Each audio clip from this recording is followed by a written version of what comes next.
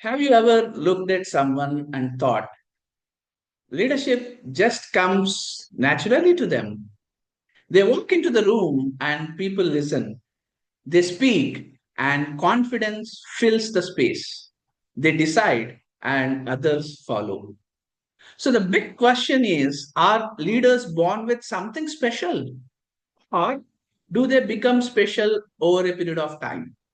So today we explore one of the oldest leadership ideas, the trait theory of leadership. In the last episode, we explored about personality traits and its relationship with leadership.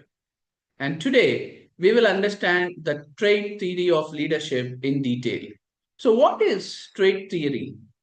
Trait theory says leadership begins inside a person. It assumes some people are born with certain inherited traits, and these traits make them more likely to lead, and these traits distinguish leaders from followers. As many of you know, traits are not skills.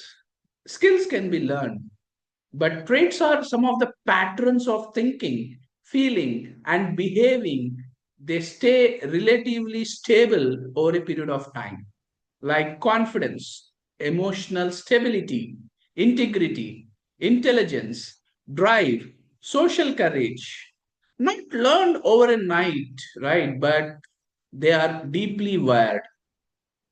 So let me tell you a story from a manufacturing plant. A senior engineer never wanted to be a manager. He avoided the spotlight. He didn't speak loudly. He wasn't flashy. But when a safety crisis hit the plant, where machines failed, deadlines collapsed, pressure was intense, the engineer did something remarkable. He stayed calm, he listened, he made clear decisions, and he stood by his people when the top management questioned the team. So, no training had taught him this. It was his inner wiring. High responsibility, emotional control, moral courage, natural authority, and that is where people began to follow him intensively. That's the trait theory in action. So, what does researchers say about this? Kelly, in the year 1974, and other researchers tried to identify physical traits, mental traits, and personality traits that consistently appeared in successful leaders. The goal of these researchers was to find what leaders have that others don't have. So these researchers believed leadership success can be predicted by certain trait combinations.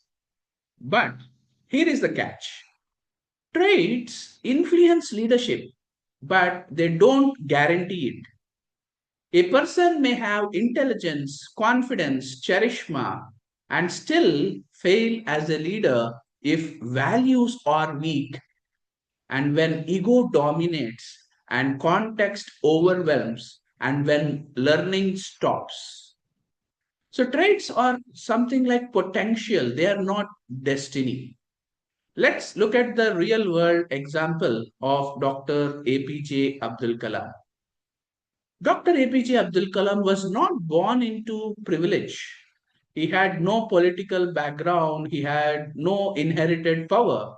Yet, his traits made him a leader. Long before he became president, his traits like deep humility, unshakable discipline, visionary thinking, emotional composure, moral clarity, all these traits consistently shaped his behavior as a scientist, as a mentor, and as a national icon. Not loud, not dominant, yet deeply influential. So, what this means for you, leadership is not about copying personalities. It is about understanding your natural tendencies, recognizing your stable patterns, learning how to channel them wisely.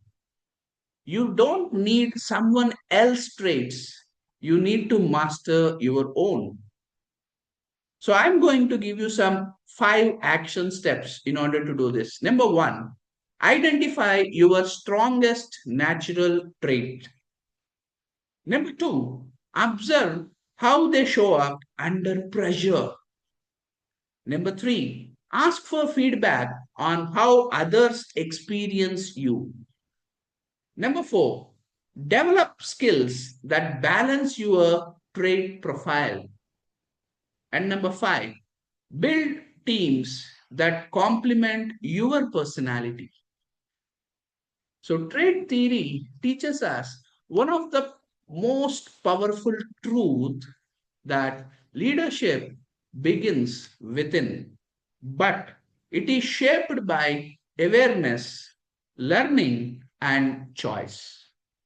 You may be born with certain tendencies, but what you become as a leader depends on how consciously you use them.